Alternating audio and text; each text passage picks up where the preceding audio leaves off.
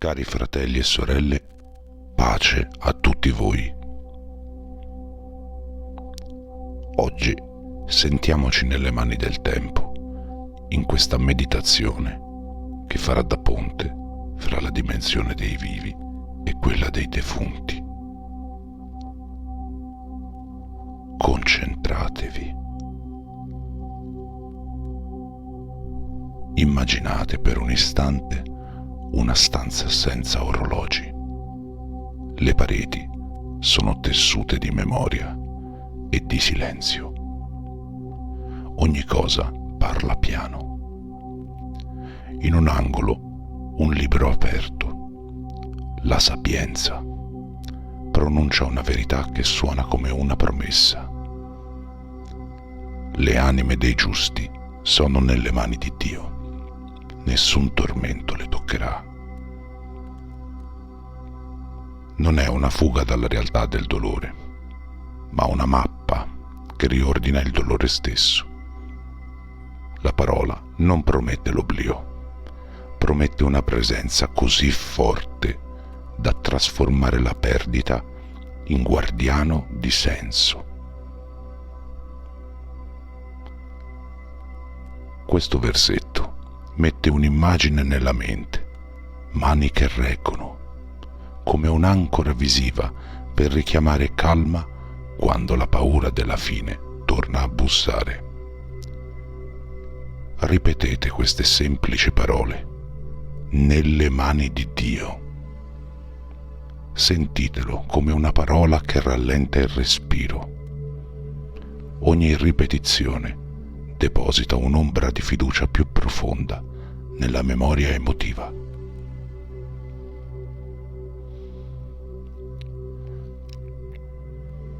Il Salmo 23 entra allora come una colonna sonora.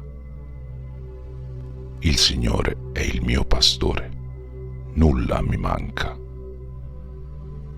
Qui la scena si fa più tattile. Pascoli, acque tranquille, il bastone che accompagna i passi. Nella tradizione ebraica, il Salmo è letto con strati di senso, letterale, morale, mistico, e la Cabala ne fa uno specchio per l'anima. Le acque tranquille diventano vie di riavvicinamento dell'anima al divino. Le ombre della valle non sono assenza, ma luogo di iniziazione, dove la presenza divina si rivela come compagnia concreta nella soglia tra vita e morte. La grande lezione è che la paura non scompare magicamente, viene ridimensionata quando riconosciamo una compagnia fedele nelle tenebre. Passando a San Paolo, le letture paoline spostano il discorso sul tempo, la morte come porta e la risurrezione come orizzonte. Paolo non idealizza la morte, la comprende nella sua concretezza storica e la trasforma in promessa di partecipazione vitale a Cristo. Ed ecco per noi un altro meccanismo operativo: associare la parola risurrezione a immagini sensoriali quotidiane. La luce che filtra da una tenda la mattina, il profumo di pane caldo, per ancorare speranza nella nostra interiorità a ricordi sensoriali, rendendo la speranza meno astratta e più percepibile. Nel Vangelo di Giovanni, il Cristo alza il registro su un punto non negoziabile. Tutto ciò che il Padre mi dà verrà a me. Chi viene a me non lo caccerò fuori. È una promessa che pronuncia inclusione radicale e sicurezza definitiva. Le correnti teologiche l'hanno letta come parola di salvezza universale nella sua offerta, non come automatismo, ma come atto di cura divina che prende sul serio la libertà umana e la orienta con fedeltà.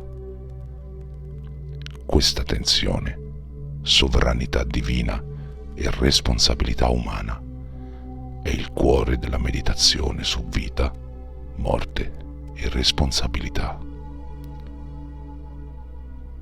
Ora, che cosa ci dice la teologia della Chiesa al riguardo? La dottrina cattolica parla di purificazione dopo la morte, non una sentenza inflessibile, ma una finalissima purificazione per chi muore in amicizia con Dio, ma è ancora imperfetto. Purgatorio come guarigione, non come vendetta. Preghiera e suffragi dei vivi aiutano questo processo. Pensare alla commemorazione di tutti i defunti senza ricordare il senso pastorale di questa dottrina rischia di farne un freddo sistema teologico. In pratica è un invito a prendersi cura delle relazioni che trascendono la soglia. Se allarghiamo lo sguardo ad altre tradizioni sapienziali, troviamo echi sorprendenti. Nella Kabbalah, l'anima, Neshama, è vista come parte di una struttura dinamica che ritorna verso la fonte. Le pratiche mistiche lavorano su piani interiori, dove la morte è transizione e purificazione di scintille divine. Lo Zohar e altri testi cabalistici usano il linguaggio dell'unione e della restituzione. La separazione è vista come un temporaneo vacillamento dell'essere che dovrà ricongiungersi. Allo stesso modo, correnti esoteriche moderne parlano di processi iniziatici che somigliano, almeno metaforicamente, alle trasformazioni descritte dalla tradizione cristiana del purgatorio. Fuoco che purifica, passaggi che disciplinano il cuore. Queste letture non sostituiscono la teologia, ma offrono immagini che possono illuminare il vissuto emotivo di lutto e speranza. Tra questi linguaggi vi sono conflitti e armonie. Due tensioni ricorrono: la ragione storica e dottrinale che vuole parole chiare su giudizio, purificazione e destino, l'esperienza interiore che cerca immagini, riti e pratiche per nominare l'indicibile. La loro convivenza è possibile e feconda se ciascuna mantiene la propria funzione. La teologia insegna la forma della speranza. La mistica la rende esperienza. L'esoterismo amplia il vocabolario simbolico. Quando si uniscono con prudenza, producono rituali e pratiche, preghiere, suffragi, ricordi, opere di memoria che curano il lutto e aiutano le comunità a non abbandonare i morti al loro silenzio. Ora voglio suggerirvi un piccolo rituale di presenza che porta la liturgia della parola di oggi a concretizzare il suo aiuto nelle vostre vite. Per prima cosa, scegliete un'immagine che infonde sicurezza, che vi faccia da ancora, da porto sicuro. Potrebbe essere la mano che regge, di cui parla il libro della Sapienza, o il pastore che cammina, del Salmo. Ogni volta che la paura sale, richiamate alla mente quell'immagine per 30 secondi. Successivamente, create un piccolo rito personale o familiare da fare quotidianamente per una settimana. Per fare un esempio, potreste accendere una candela, leggere ad alta voce un versetto, il capitolo 3 della Sapienza o il Salmo 23, e poi restare in totale silenzio per i successivi 5 minuti. La ripetizione quotidiana stabilizzerà le vostre emozioni. Infine, offrite preghiere e azioni concrete per i defunti, partecipazione alla messa, elemosina, dediche.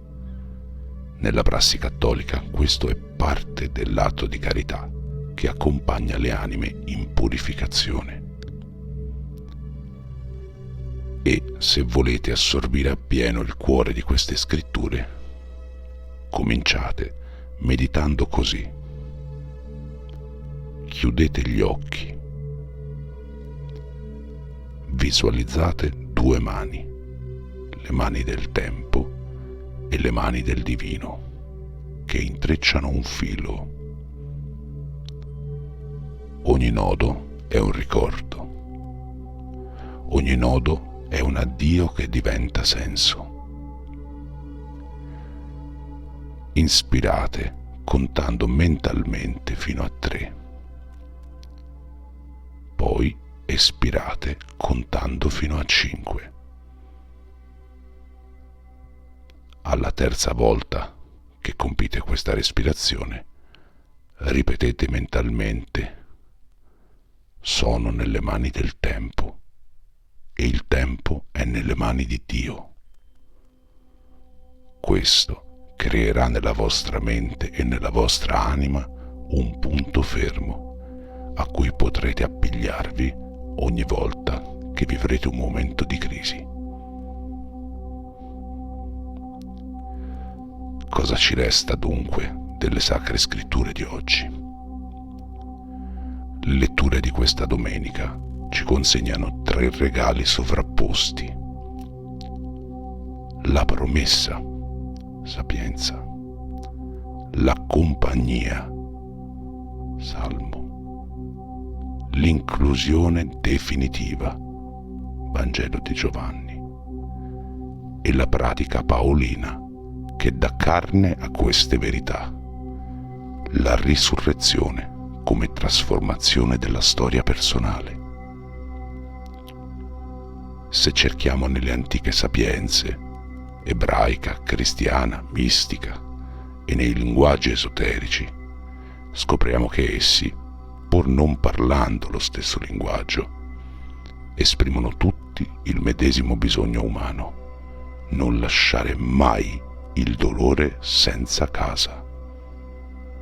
Le parole sacre e i simboli sono i rimedi che abbiamo forgiato nel corso dei secoli per questo compito. Un saluto a tutti voi.